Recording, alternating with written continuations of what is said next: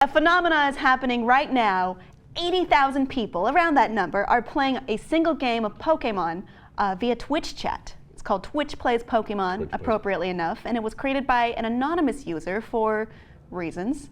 So this is pretty much a demonstration between anarchy and democracy, literally and also figuratively in the chat, and trolls versus people who just want to play a simple game of Pokemon.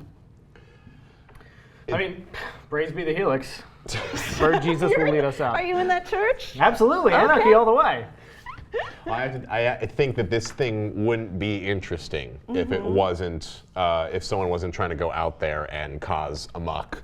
Because it really is a battle of the trolls and the people who want to play Pokemon. And people who just want to touch the Moonstone and release Pokemon. Have you seen some of the amazing strategies that these people are putting together to try to beat the trolls, to try to beat anarchy? This is why. No, I mean, the trolls aren't in favor of anarchy.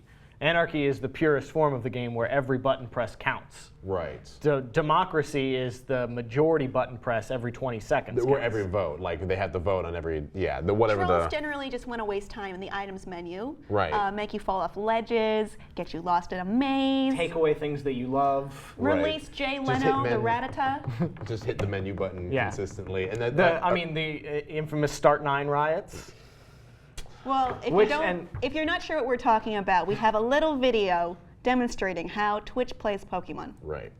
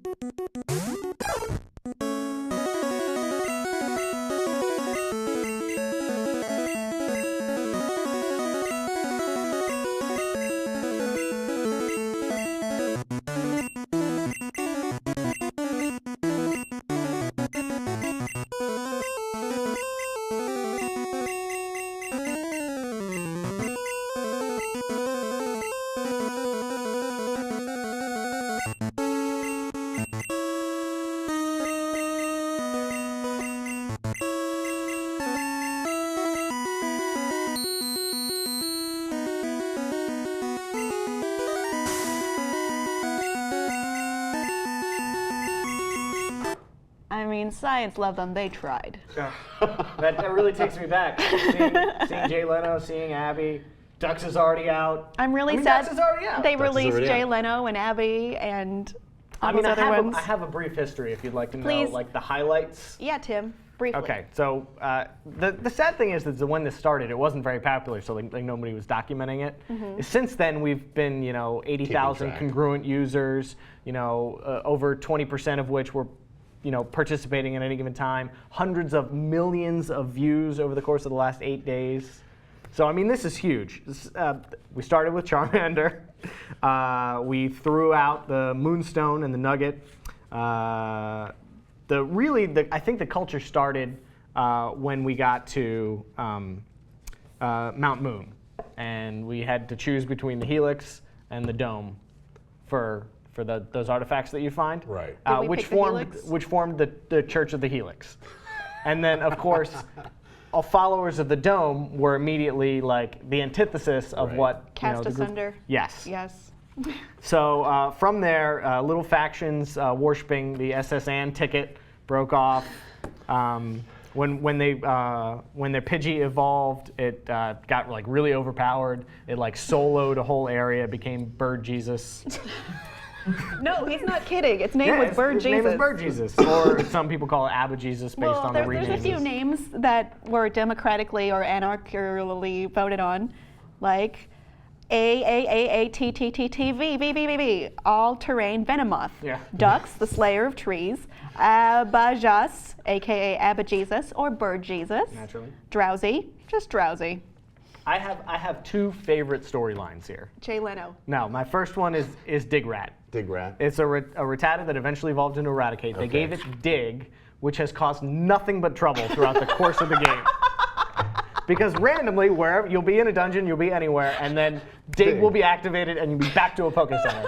It eliminates all sorts of forward momentum and progress. Oh, And so oftentimes they try to put it into the PC. Yeah. And I believe that was one of the times when Abby and Jay Leno were sacrificed trying to get Digrat into the PC. They keep putting the Helix fossil and the SSN ticket into the PC and getting them out again, which mark periods of like great success and great failure, low morale. But Digrat, although helpful in some instances, is usually comically destructive. The other one that I love is Drowsy and the tower. The tower in help me out. Is it Lavender Town? Where's that ghost tower? In Lavender Town.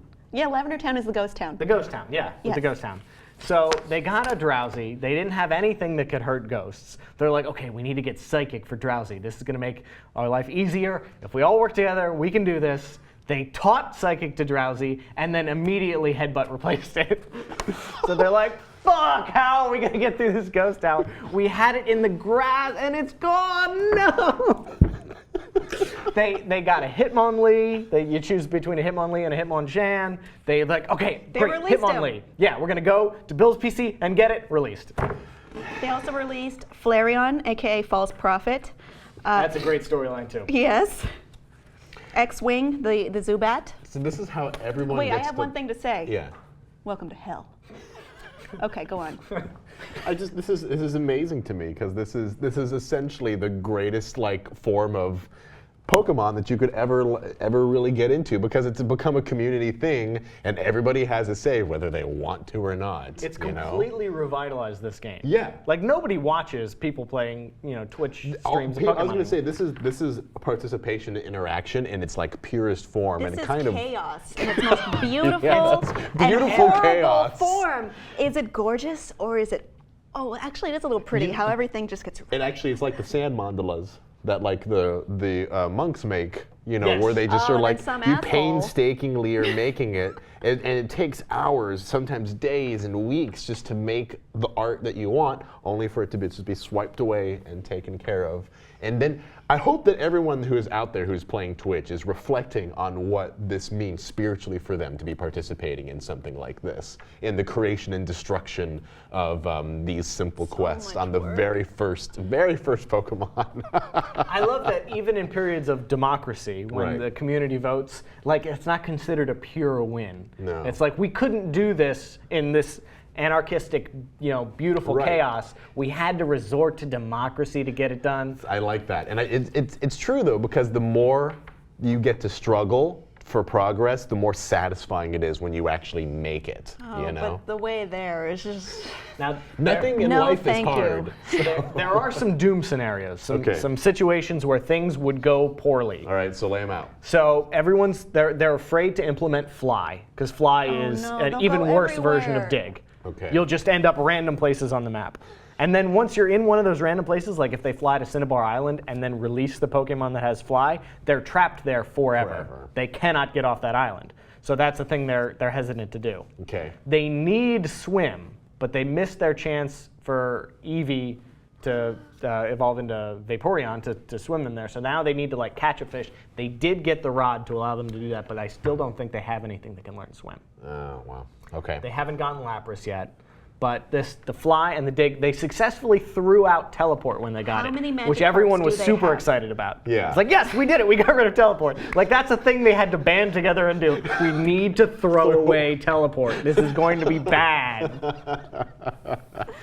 Oh man. They And- spend a lot of time looking through the Pokedex. Okay. They spend a Yes. lot of time listening to Bulbasaur's cry. He's become sort of like this absentee voice of mentorship out there. Mentorship. We'll just listen to Bulbasaur.